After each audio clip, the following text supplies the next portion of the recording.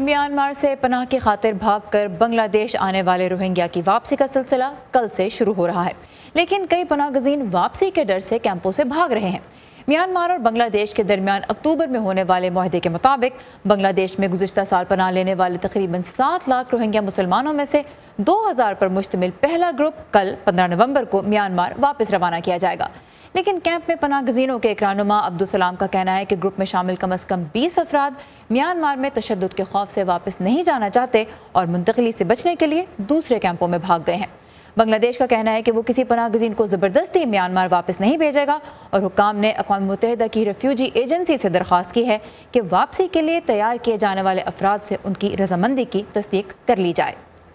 इस वक्त साकिबुल इस्लाम Capitol Hill से हमारे साथ हैं। साकिब, अमरीकी नायब सदर माइक पेंस ने सिंगापुर में आसियान का जो समिट है उसकी साइड लाइन्स पे म्यांमार की रहनुमा आंग सान सूची से मुलाकात की और उसमें रोहिंग्या का मसला भी उठाया। उसकी क्या तफसीलात हैं?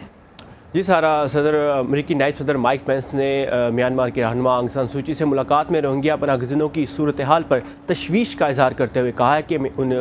उम्मीद है कि जल्द ही उन्हें म्यांमार की हुकूमत से इस सिलसिले में एक प्रोग्रेस रिपोर्ट मिलेगी। उनका मज़ीद कहना था कि यह एक ऐसा अलमिया है जिसने लाखों अमरीकियों के दिलों को मुतासिर किया है और वो चाहते हैं कि वो लोग जिन्होंने म्यांमार की फ़ौज और कानून हाथ में लेने वाले वो लोग जिनके जुल्म से बचकर 7 लाख रोहिंग्या बांग्लादेश पनाह लेने पर मजबूर हुए, वो एक नाकाबिल तलाफ़ी जो है नाकाबिल माफ़ी जुर्म है। और आंग सान सूची ने नायब सदर के इस बयान का बरह रास्त तो कोई जवाब नहीं दिया, लेकिन उनका ये कहना था कि उनका मुल्क हर मुमकिन कोशिश कर रहा है कि अपने मुल्क को तमाम लोगों के लिए महफूज और बेहतर बनाया जाए। और आंग सान सूची जो है उन पर आलमी सतह पर बहुत ज़्यादा तनकीद की जाती रही है इस बहरान से सही तरीके से ना निपटने से और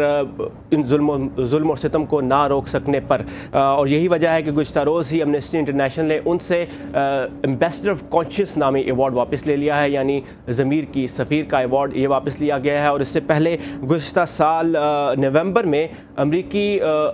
होलोकॉस्ट मेमोरियल म्यूज़ियम ने उनसे एक अवार्ड वापस लिया था और गुज़िश्ता साल सितंबर में ऑक्सफोर्ड यूनिवर्सिटी ने उनकी तस्वीर अपने कॉलेज कैंपस से हटा दी थी और उनसे freedom of the city of Oxford का अवार्ड वापस लिया था। और फिर जो उससे पहले कनाडा की हुकूमत ने उनकी एजाज़ी शहरियत भी मनसूख कर दी थी। तो आंग सान सूची को इस बहरान से ना निपटने पर तनकीद का सामना और मुतअद्दिद एजाज़ उनसे वापस लिए गए हैं।